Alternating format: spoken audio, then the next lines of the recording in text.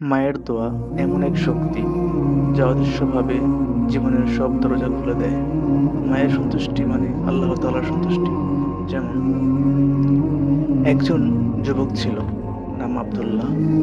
সে ছিল খুব পরিশ্রমী ও নেককার, কিন্তু তার জীবনে যেন সবসময় কষ্ট লেগেই থাকত। ব্যবসায় লোকসান, শরীরে অসুখ, সব মিলিয়ে তার মন ভেঙে যাচ্ছিল।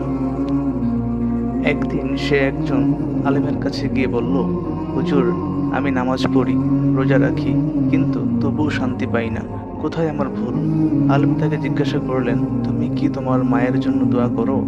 আব্দুল্লাহ কিছুক্ষণ চুপ থেকে বলল, আমি তো কাজের ব্যস্ততায় মাকে সময় দিতে পারি না, দোয়া করাও ভুলে যাই। আলেম তখন বললেন, যে মানুষ মায়ের সন্তুষ্টি পায় না, সে যতই দোয়া করুক না কেন, তার জীবনে বরকত আসে না। যাও, মায়ের কাছে ক্ষমা চাও, তার দোয়া নাও। আব্দুল্লাহ সেদিনই বাড়ি ফিরে গিয়ে মায়ের পা জড়িয়ে কেঁদে ফেলল। মা তাকে ক্ষমা করে দিলেন এবং বললেন, হে আল্লাহ, আমার ছেলেকে সুখী করে দাও। কয়েকদিনের মধ্যেই তার ব্যবসা আবার সফল হতে শুরু করে। জীবনে ফিরে পায় শান্তি ও বরকত।